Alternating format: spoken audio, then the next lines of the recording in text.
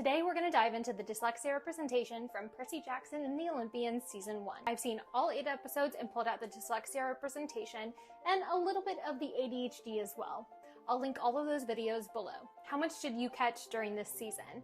I pulled out 77 moments within all 8 episodes, and today's video is going to go into the top 5.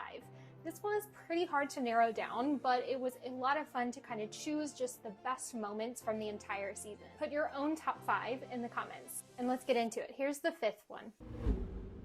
Subjects you see here, and describe it, not just how it looks.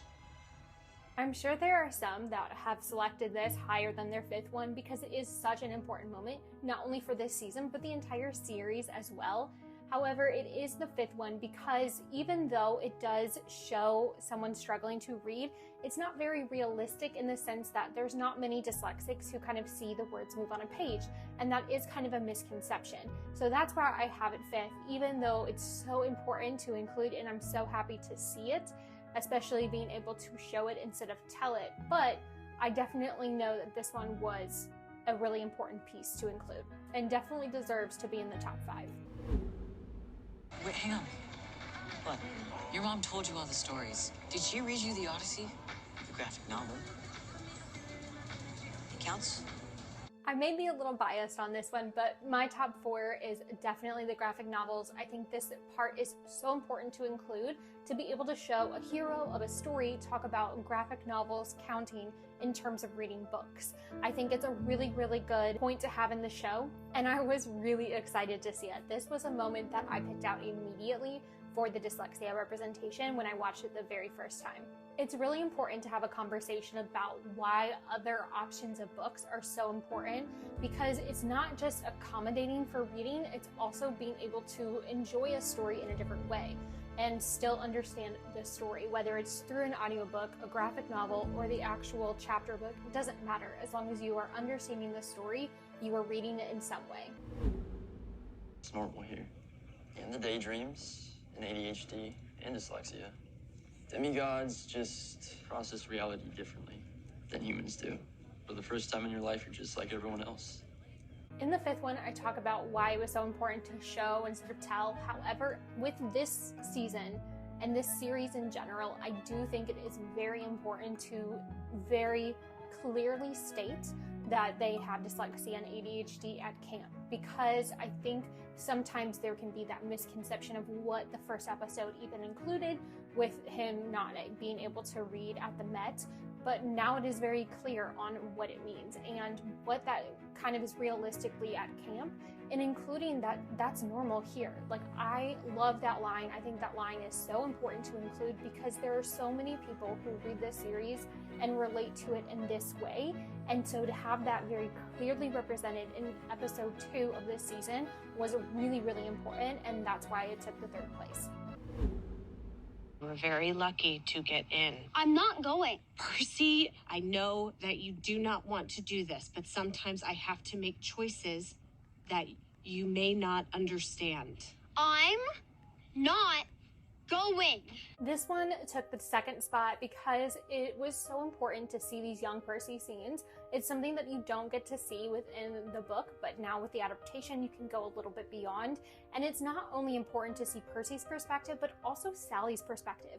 This episode 7 scenes of young Percy were so important in the sense that you could relate to both the child and the adult depending on your situation, and really clearly understand that this is extremely relatable because it is so realistic in the sense of the struggles it can be to find a school that is the right fit and has the accommodations and the things that you need to even get a diagnosis. It's a real struggle, and so to be able to see this kind of progression throughout this episode, I think was one of the best parts of this season. Before we talk about the top spot of number 1, I wanted to mention the importance of just seeing it throughout the series. There's a lot of things that I personally pulled out that I'm sure were not done specifically for dyslexia representation for the show. However, I could relate to them as a dyslexic throughout the strengths or the challenges, and so that's why I ended up pulling them throughout every episode that I did the videos for. So for example, Percy's empathy and his ability to do big picture thinking, and problem solving, all of those things, whether it was Annabeth or Percy, I think were so important to kind of see throughout the series. And I'm really excited to see how they continue that in season 2. If you ever feel like you don't fit, like the world doesn't make sense, then you might be a part of our world. So don't give up, because we might need you for the fight ahead. This was an easy choice to have as my top spot after watching episode 8. I knew immediately that it happened, that it had a certain emphasis on the importance of it, but after seeing the reactions of other people, I've heard some people cry at this scene, some people get really emotional, not only for the season ending, but also just the encompassing the entire season so far and the entire series so far.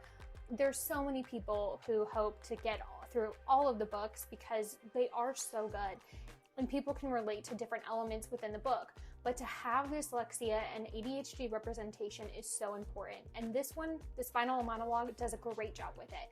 The ability to hear at the beginning that if you don't fit in, we hear the word fit. And that is something that's so important to the end, saying we may need you for the fight ahead. Like, it was just perfect. It was so well done. So that's why this one took my top spot.